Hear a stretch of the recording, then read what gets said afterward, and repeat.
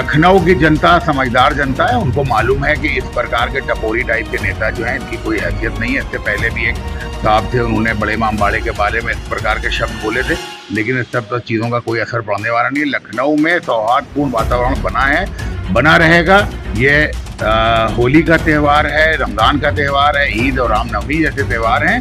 इसके अंदर किसी प्रकार की शरारत करने वाला आदमी जो है वो कामयाब नहीं हो सकता।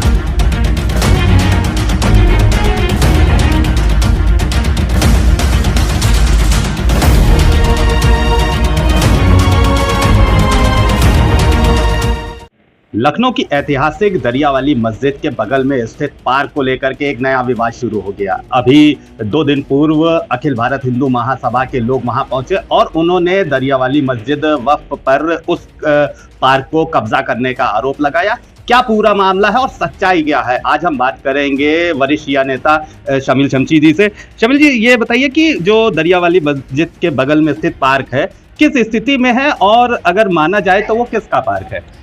देखिए, दरियावाली मस्जिद का जो निर्माण हुआ है वो 1880 के आसपास, यानी बड़े इमाम बाड़े के निर्माण से भी 1780 के आसपास, बड़े इमाम बाड़े के निर्माण से भी 2-3-4 साल पहले की बात है। तो ये मस्जिद दरिया के किनारे बनी हुई थी और लगभग 100 वर्षों से यहाँ से लखनऊ का एक बहुत ही ऐतिहासिक जुलूस भी, जो लखनऊ का सबसे बड़ा धार्मिक जुलूस है, वो इसमें से निकलता है हर वर्ष। और ये मस्जिद में जिस वक़्त के ऊपर भूमि अधिग्रहण का दौर था और विकास चल रहा था यहाँ पे लखनऊ में और बांध का निर्माण कराया गया, तब जो था वो बाढ़ के निर्माण के बाद यहाँ पे दोनों छोरों पे जो है वो रास्ता बना दिया गया, जिस रास्ते के बाद मस्जिद जो है वो एक बोट की शक्ल में उसकी प्रॉपर्टी बची। तो उस प्रॉपर्टी के ऊपर जो है वो एक हिस्से पे मस्जिद है, एक हिस्से पे एक दरगाह बनी हुई है और बाकी एक प्रांगण जो है उसमें जो है वो गार्डनिंग का बना हुआ है। वहाँ पे कि उन्होंने पेड़ वेड़ लगाए हैं, सब कुछ किया है और बहुत पुराने पेड़ लगे हैं। अगर आप देखेंगे वहाँ पे तो आपको खुद दिख जाएगा कि बहुत ही प्राचीन पेड़ वहाँ पे लगे हुए हैं। उसके बाद अभी जिस प्रकार का बयान आया, ये बड़ा ही विचित्र टाइप का बयान था, क्योंकि कोई भी सरकारी पार्क अगर होता है तो उसके रखरखाव, उसकी मेंटेनेंस के लिए जो है वो कोई ना कोई सरकारी संस्था नियुक्त होती है और वो उसका मेंटेनेंस करती है। लेकिन पिछले 100 वर्षों में वहाँ पे किसी प्रकार की कोई मेंटेनेंस के लिए सरकार की तरफ से कोई ना तो नियुक्ति हुई है ना कुछ है। ये साफ है कि सरकार ने कभी उस पार्क के ऊपर अपनी दावेदारी नहीं की। लेकिन इस प्रकार के संगठनों में, जो कि खुद बीजेपी के खिलाफ संगठन है और वो चाहते हैं कि साहब शहर में दंगा हो और सरकार बदनाम हो, इस नियत से उन्होंने ये बयान दिया और बहुत ही बोकस बयान है। उसकी जितनी भी निंदा की जाए, लेकिन एक बात का हमें बहुत फख्र है कि लखनऊ के नवाबीन ने जो है वो जिस प्रकार से लखनऊ में धार्मिक चीज़ों का निर्माण किया, उसमें आज तक एक भी चीज़ नवाबों की बनाई ऐसी नहीं है कि जिसके ऊपर लोग ये कह सकेंगे साहब फलानी धर्मस्थल को तोड़ के धर्मस्थल का निर्माण हुआ, या पुराने जो है वो धर्म के लोगों का कोई ज़मीन थी उसके ऊपर कब्जा हो गया। आप देखें खुद के हिंदू महासभा के लोग भी उसके ऊपर सरकारी पार्क का तो आरोप लगा पा रहे हैं, लेकिन उसके ऊपर ये नहीं कह पा रहे कि यहाँ कोई मंदिर था या यहाँ पे कोई जो है वो कोई मूर्ति थी या कुछ था। इसलिए क्योंकि लखनऊ के नवाबों ने हमेशा हज़रत मोहम्मद साहब के परिवार, उनके पदचिन्हों पे चलकर जो है वो अपने धर्म को जो है वो निभाया है, और इसलिए कभी भी आज तक लखनऊ के इतिहास में हिंदू मुसलमान के झगड़े की कोई भी चीज़ उत्पन्न नहीं हुई है। तो तो यहाँ पे इस प्रकार का झगड़ा पैदा करना जो है वो लखनऊ की परंपराओं के भी विरुद्ध है। जी, अखिल भारत हिंदू महासभा के जो लोग वहां पहुंचे तो उन्होंने आरोप लगाया कि जो गेट थे पार्क के उस पर बोर्ड लगा दिया गया है कि वक्फ दरियावाली मस्जिद, और उसी चीज को वो कब्जा बता रहे हैं। इसको कैसे देखते हैं? नहीं, वो झूठ बोल रहे हैं। वहां पर हमेशा से द्वार बने रहते थे। ये द्वार जो खोला है ये तकरीबन मेरे ख्याल से 15-20 साल पहले से ये द्वार खुला है। इससे पहले यहाँ पर से सीधा बगैर कोई गेट के जो था वो यहाँ पे लगा हुआ था और लोग अंदर आते जाते थे। लेकिन कई बारी ऐसा होता था कि यहाँ पर जो है वो अपवित्र जानवरों के घुसने की शिकायतें आती थी। उसकी बात से इस पे गेट लगा दिया गया और इसके ऊपर नाम भी जो लिखा हुआ है वो भी बहुत दिनों से लिखा हुआ है। जी, एक और बात आती है कि उस पार्क की अगर स्थिति देखी जाए तो बदहाल स्थिति में पार्क था। अब कुछ ठीक ठाक हुआ है। तो यदि वो सरकारी पार्क था तो सरकार ज्यादातर अपने पार्कों को संरक्षित करती है, इसको क्यों नहीं किया गया? अब मस्जिद ने जब उस पर अपना काम शुरू किया, उसको जरा देखभाल करी, तब ये बवाल शुरू हुआ। ऐसा क्यों? नहीं, ये झूठ बोल रहे हैं वो लोग। मस्जिद, एक तो सरकार ने कभी भी वहां कोई काम किया ही नहीं है क्योंकि उनका था नहीं।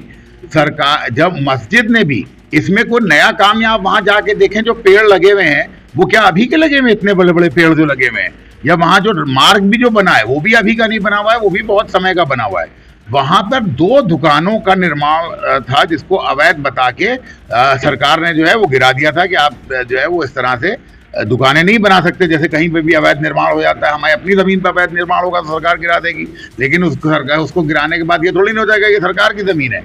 तो वहां पर उन्होंने रास्ता भी पहले से बना हुआ था, वहां पर घास लगाना, वहां पौधे लगाना, वहां तमाम चीजें जो थी वो, और वहां तकरीबन 70 साल पुराना तो गैराज है जिसकी अपनी रसीदें हैं मस्जिद की। जी, सबसे बड़ा सवाल ये होता है कि अगर वो सरकारी पार्क है तो किसी सरकारी अथॉरिटी को उस पर क्लेम करना चाहिए। अखिल भारत हिंदू महासभा उसमें क्यों कूदा है? उसका क्या मोटिव है इसमें? ये तो बहुत ही मैंने इसी बात पे उनका स्वागत भी किया है कि आपने बहुत अच्छा किया कि इस मामले में आपने किसी मंदिर या किसी मूर्ति की बात नहीं की, आपने सीधे सरकारी पार्क की बात की। तो यहाँ पर से तो धार्मिक विवाद खत्म हो जाता है। अब जो संस्था है वो अगर अपने को धार्मिक उसकी संस्था मानती है तो उसको तो इसमें बोलना नहीं चाहिए। एक नागरिक के नाते उनका अधिकार है कि वो जो है नगर निगम में या और जगहों पे जाके जो है वो इस बात की तस्दीक करें कि वो पार्क किसके दे रहे दिमाग में और कौन उसकी मेंटेनेंस करता है। जी, उनका कहना है कि ये जमीन वक्फ हो रही है, सरकारी जमीन है, वक्फ हो रही है, और वक्फ संशोधन अधिनियम भी अभी कुछ ही समय में पेश होने वाला है। तो क्या लगता है कि उनका मोटिव क्या है इस चीज को उस चीजों से जोड़ करके शहर में हालात को खराब करना? सर देखिए, पहली बात तो ये है कि कोई भी सरकारी जमीन के ऊपर इस प्रकार का विवाद पैदा करने की आपको जरूरत क्या है? अगर मान लीजिए सरकारी जमीन साबित भी हो जाती है तो उसके बाद भी तो धार्मिक विवाद खत्म हो गया ना। कोई धार्मिक विवाद नहीं। अगर मस्जिद का प्रांगण अगर ये साबित हो जाता है कि साहब नहीं, ये सरकारी जमीन पर है, तो ये समझ लिए वहां नमाज पढ़ना तक ही जो है वो भी धर्म के एतबार से सही नहीं है। तो इसलिए किसी भी हालत में खास करके शिया समुदाय इस बात का पूरा जो है वो ख्याल रखता है कि कभी भी किसी को भी हमारी किसी चीज़ से कोई परेशानी ना हो। हमने कई मस्जिदों को छोड़ दिया, हमने कई जगहों को छोड़ दिया जहाँ से लोगों को परेशानी थी, लेकिन हम किसी भी हालत में दरियावाली मस्जिद के बारे में ये बात सिद्ध करने को तैयार है अगर सरकार हमसे पूछे तो। जबकि सरकार इस मामले में जो है उसका स्पष्ट एकदम साफ संदेश है कि वो ज़मीन जो है वो दरियावाली मस्जिद की है जहाँ पे वो अपने धार्मिक कार्य करते चले आए और करते चले आएंगे। जी, आखिरी सवाल कि अखिल भारत हिंदू महासभा के इस जो भी उन्होंने काम किया है इस पर लखनऊ की जनता को क्या मैसेज देंगे जिससे सामाजिक सौहार्द बना रहे? नहीं, लखनऊ की जनता समझदार जनता है। उनको मालूम है कि इस प्रकार के टपोरी टाइप के नेता जो हैं इनकी कोई हैसियत नहीं है। इससे पहले भी एक साहब थे, उन्होंने बड़े इमाम बाड़े के बारे में इस प्रकार के शब्द बोले थे, लेकिन इस सब चीज़ों का कोई असर पड़ने वाला नहीं है। लखनऊ में सौहार्दपूर्ण वातावरण बना है, बना रहेगा। ये होली का त्यौहार है, रमज़ान का त्यौहार है, ईद और रामनवमी जैसे त्यौहार हैं। इसके अंदर किसी प्रकार की शरारत करने वाला आदमी जो है वो कामयाब नहीं हो सकता। धन्यवाद सर। तो हमने बात करी शमील शमशी जी से, जिन्होंने हमसे साफ तौर पर बताया कि यदि वो सरकारी पार्क है जिसको अखिल भारत हिंदू महासभा सरकारी पार्क कह के और वक्फ दरियावाली मस्जिद का कब्जा बता रहा है, तो सरकार ने अब तक उस पर क्लेम क्यों नहीं किया। और दूसरी बात, एक चीज स्पष्ट हो जाती है कि ये कोई धार्मिक मुद्दा नहीं है। यदि वो सरकारी पार्क था तो सरकारी अथॉरिटी को उस पर क्लेम करना चाहिए, किसी सामाजिक संगठन को उसमें बोलने की क्या जरूरत है। और लखनऊ के सामाजिक सौहार्द पर इन्होंने बताया कि लखनऊ में सभी तरह के त्यौहार सभी धर्म के लोग एक साथ मिलकर मनाते हैं, तो सामाजिक सौहार्द हमेशा से यहाँ अच्छा रहा है। और जितनी भी मस्जिदें हैं शिया समुदाय की, उन्होंने हमेशा से सभी चीज़ों का पालन किया है सामाजिक सौहार्द को देखते हुए। कई मस्जिदें ऐसी भी हैं, कई जगह ऐसी भी हैं जिनको छोड़ा गया, लेकिन जो लोग इस तरह का विवाद खड़ा करते हैं उन पर अंकुश जरूर लगना चाहिए। वीडियो जर्नलिस्ट अखिलेश सिंह के साथ संतोष कुमार, भूमि टीवी, लखनऊ।